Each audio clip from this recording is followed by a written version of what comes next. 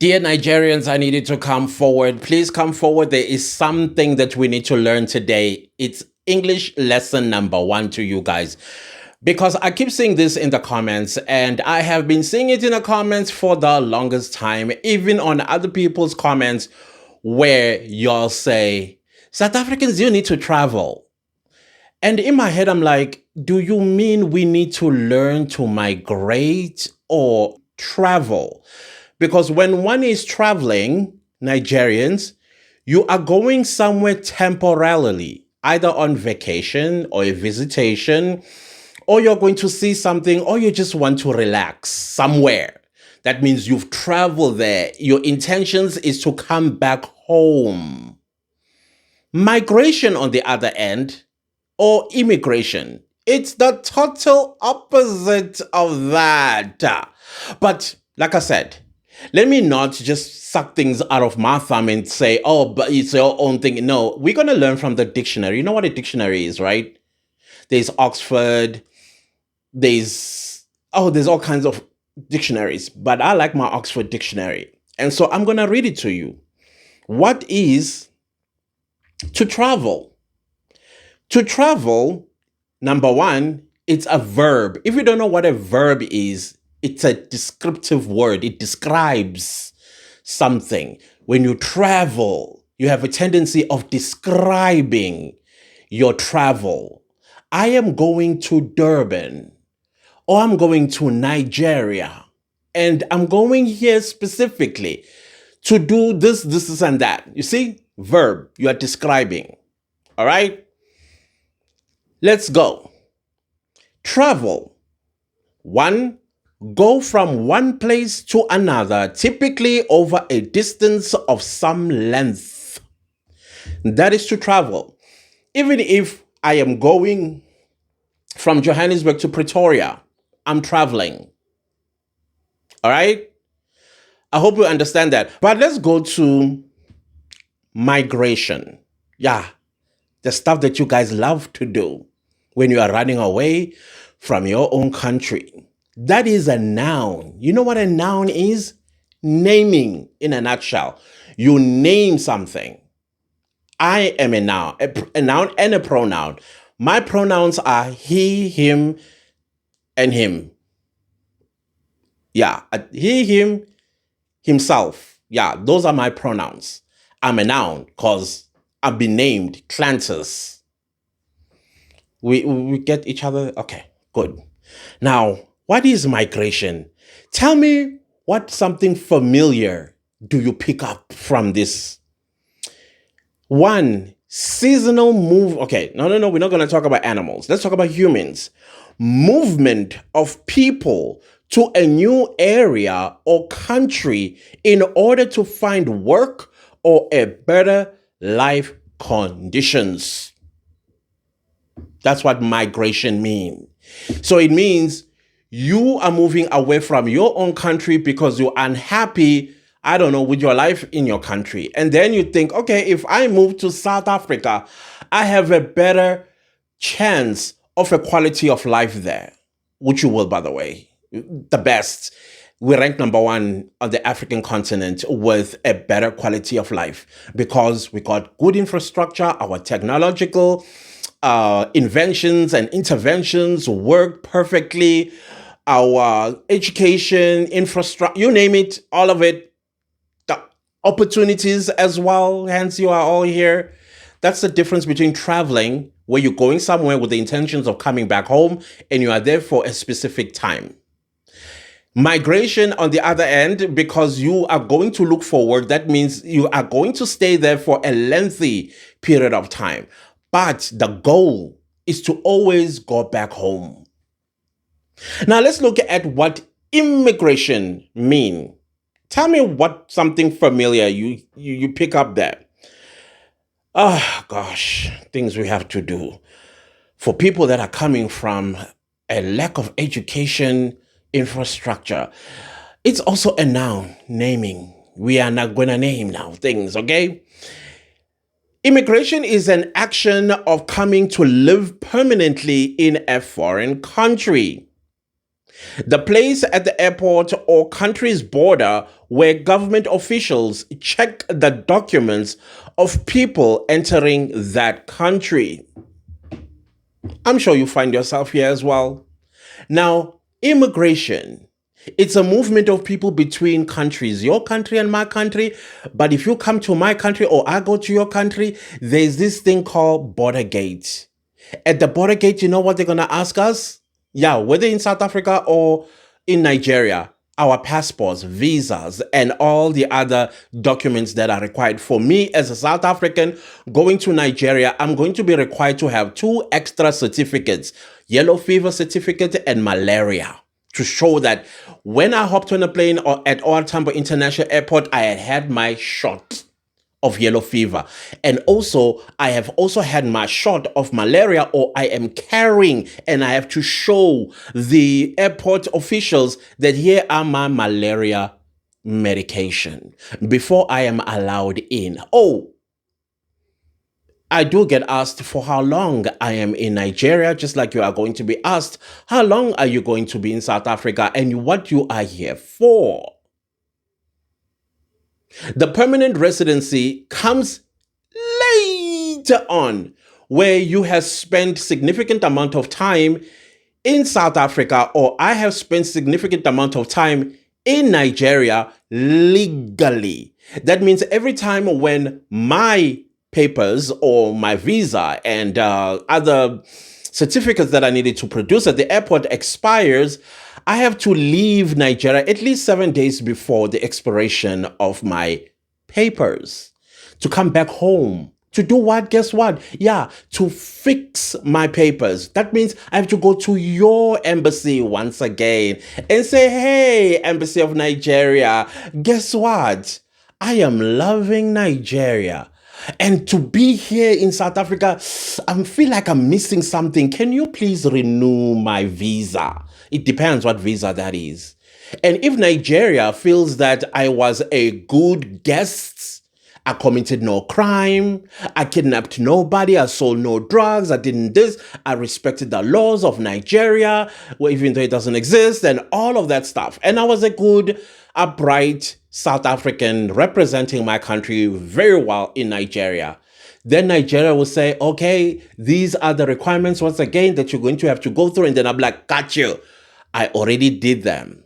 Well, a yellow fever, the last time I checked, it lasts in one's blood for 10 years. So I will just have to show them that here's the yellow fever certificate, it still exists. And I also got my malaria shot and got the medication that is going to last me while I am in Nigeria. That's immigration. It's not traveling. Immigration. Now, you guys, not only do you violate migration, but you also violate immigration here in South Africa. So whenever you address South Africans and say you need to travel, we do travel. I mean, our country, have you seen it? We travel to Durban, we travel to Cape Town, we travel to Limpopo, we travel to the Free State, we've traveled to Mpumalanga. Goodness gracious me, all these places are vacation spots here in South Africa. Our South African tourism industry calls this short left. It shows that we have a tourism industry. The tourism industry doesn't only serve tourists from other countries, but us as well. We got packages too. We do travel. It's just that we decide not to travel anywhere else. We want our rand to remain and circulate in South Africa. If we do go out, it's because we're feeling a little bougie. Then we will go probably to Mozambique. If it's not Mozambique, to Ghana. If it's not Ghana, then we might decide to go outside of the continent. Now there, it means we are rich. Do you see the differences? Do you see the difference between traveling, migration, and immigration?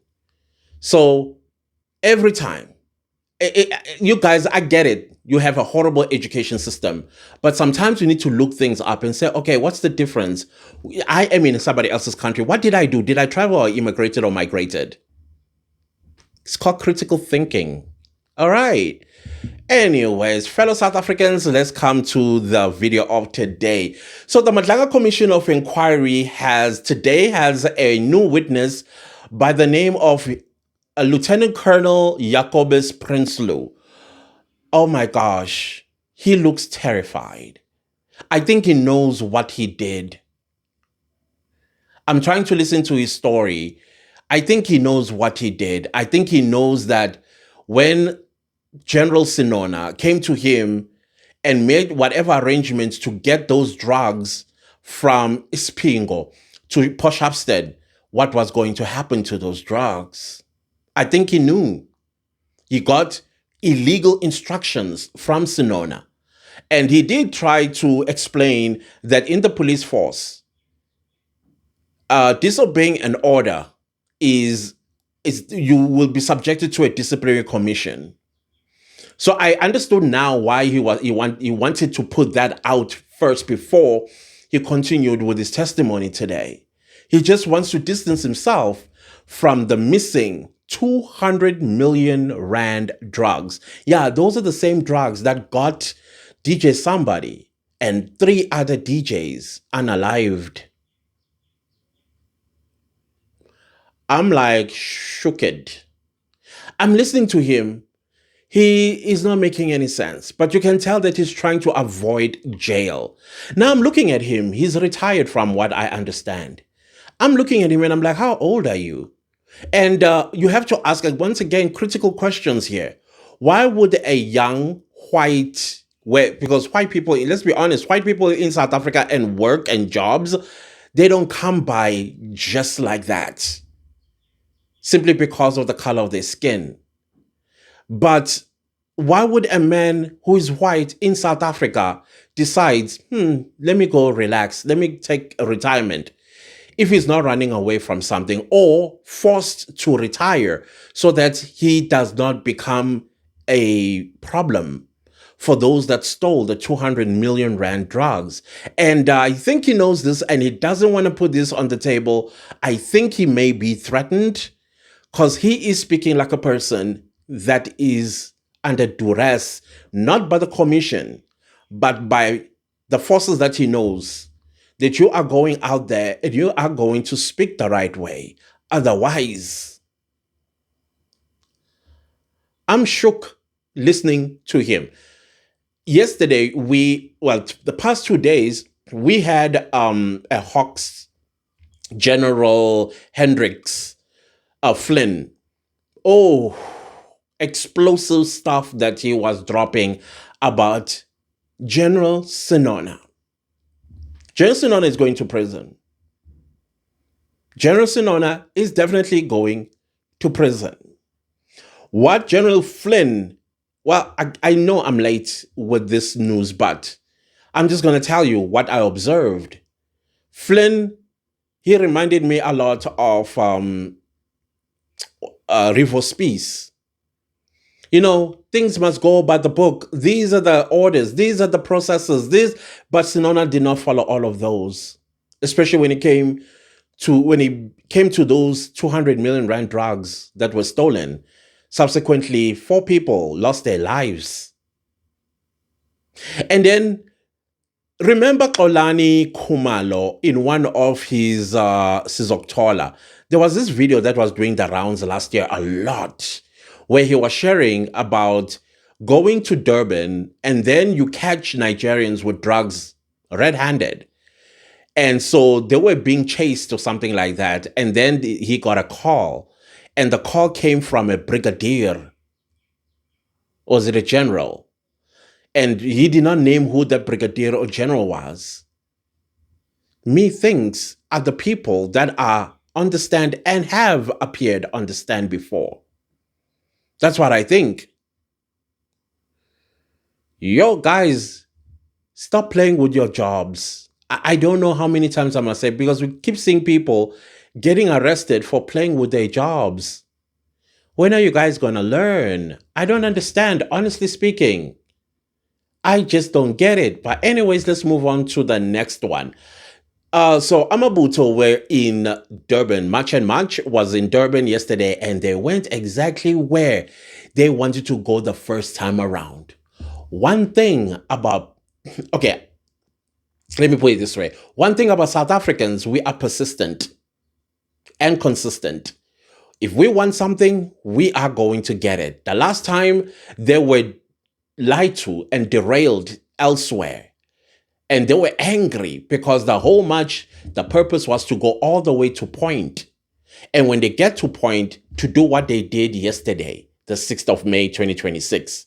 So Amabuto joined March and March, and boy, oh boy, the city of Etegwini was shaking. I wished I was there. I even saw some horses. What on earth in Gizwemtunu? Horses. That was fun. That was fun to watch. And so when they got to point, they marched to point, and then March and March was like, okay, we are in the crime scene. Do your thing. Well, Olani Kumalo happened to be there as well. The mayor candidate of Ekurhuleni under Action SA. He was like, I know where the drugs are at. Come on, police officers, let's go there. Ooh, they went in that building back in the day, guys. Oh, my childhood. That entire place, those of you who are new on this earth, used to be called the Wheel. And to think that the Wheel is harboring drugs and I want to cry. That's my childhood right there, people. That's my childhood. During Christmas time, around that area, the Christmas decorations. You had to go to the workshop where they will have these beautiful amusement park and Christmas decorations. Even Easter, they would do like Easter decorations. Came Nigerians and said, what nonsense is this? Oh, we're going to turn this into Lagos. Nonsense. And nonsense indeed that they've created. Well, I have some family members that were in the march, and they went there for the first time. Some of them, they've never been there because they, 20, 21. So they know that was a no-go zone area for South Africans. So they said for the first time when they set foot there, it stank. They said they couldn't hold their breath. Now, when you are where the Wheel is, just on the other side is the ocean. They said they had to run and put themselves in the ocean and come back and join the march because they just could not stand the stench. Nigerians, what is up with you guys and hygiene? I'm asking a stupid question. Of course, the culture that you are used to in your country, you will bring it here or anywhere else that you go to. Disgusting. Absolutely disgusting. But anyways, Xolani Khumalo, with everybody standing and waiting to hear what did Xolani Khumalo and the police found in this building. Are Nigerians that are running businesses in that building being falsely accused by South Africans? In no time, the police came down with 4 Nigerians. Guess what did they find? Drugs worth millions of rands. And then we are going to be told, when we say we don't want Nigerians no more in South Africa, we are xenophobic. The parliament, instead of focusing on Nigerians in Nigeria that are being slaughtered by Boko Haram. I learned that Boko Haram means books are illegal. So they want Nigeria to be uneducated completely. Not that they are not. I mean, I looked at the stats of Nigerian education rate. They're sitting at 60% literate. And it's declining, by the way, according to reports. It's declining. So at some point, we'll have a nation on earth that is so uneducated and super dangerous when it comes to logic. That is why when you watch some of their videos, you're like, what are you talking about? It's not stringing. What on earth are you saying? So they are the 40% illiterate. And most of these 40% illiterates are the ones that are here.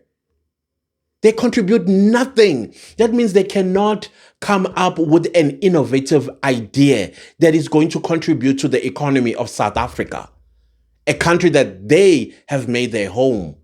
So what does that mean? It means they are here to take. And when you say, hang on a minute, but taking is also giving. It's a two-way street. They will argue with you that this is mine and mine and mine and mine only, because that is what an illiterate person knows. It's about themselves and their own survival. We are not here. We don't have people that are here to advance South Africa. We're in trouble. We are in trouble. That is why we need to keep pressing the boot. Don't let go. Keep pressing the boot. Because this 40% or part of the Nigerian 40% illiterate, it's now making sense. When you are illiterate, you got nothing to offer. Unless you are one of those illiterate people, but smart at the same time, they have solutions to problems. It's making sense why the government of Nigeria looks the way it does, because 40% of its population, the lights are out. It's not just NEPA that's supposed to be providing electricity to Nigerians, but in here too, dark. And also those that do have the privilege of getting some education, they still drop out. They don't finish school all the way. And those that do finish school, you know what they do or get themselves engaged in for money? Yahoo. That is a glorified way of saying 419 scam.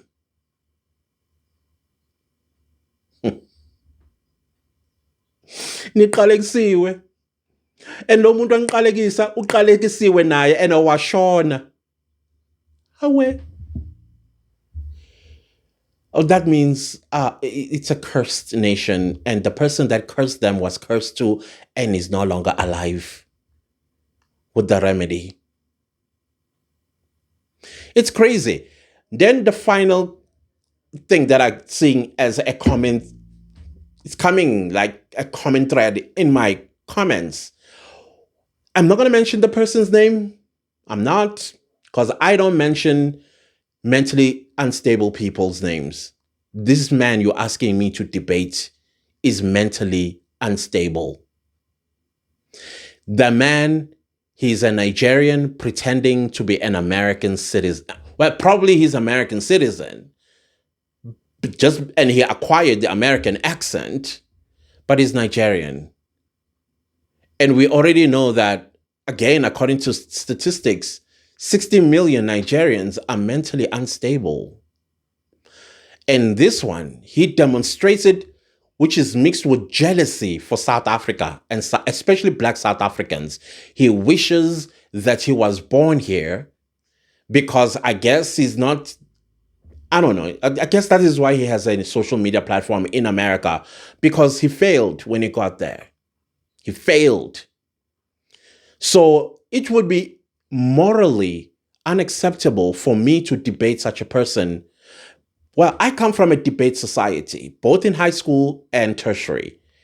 And when you debate, there's a thing that I usually don't like called winning and losing. Imagine I win a debate with a mentally unstable person. That is not a trophy to lift high in the air in celebration, because I know that he is mentally unstable. That is why I was able to intellectually overpower him. I cannot celebrate that. And later on, when maybe let's say it does come out that he's actually seeing a therapist, and then people put two and two, they'll come and discredit my win. I'm a South African. We take winning very seriously. We play a fair game. And it would not be fair for me to debate somebody that is mentally ill. It's wrong. Well, let him go on, say whatever that he wants to say about South Africans, particularly black South Africans, calling us all sorts of names. All that you have to do is just, if you are consuming his content, you are watching, a crazy man, unfortunately. He's not right up here.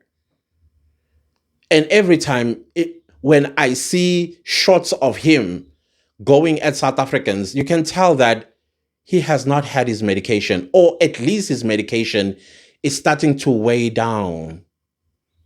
Look at his eyes when he speaks. The eyes are the mirror to the soul. It tells you what's going on in there. And it's horrible. So I will never debate him. I can never. Because I will be guilty. Like he's asking us to be guilty, or he's saying that we will be guilty of what? Do you see what I mean? Yeah. Anyways, please enjoy the rest of your day. I don't know if I should continue watching this man. He is making me cringe. He knows he's facing jail. But I'm interested to know, why did he retire? He looks young to me. Was it forced? I don't know. But we are going to be seeing some arrests very soon. And I'm telling you, he's going to be one of them. Hey, anyways, let me leave this video right here. And I got some few things. In fact, I have somewhere to go. We'll talk a little bit later. There's somebody that is calling a number of mine that is not on any. I've never given that number to anybody. I want to let you know that I have sent your number. I'm just letting you know. I don't want to reveal my security strategies, but you are being looked at. All right, guys, I'll see you later. Goodbye.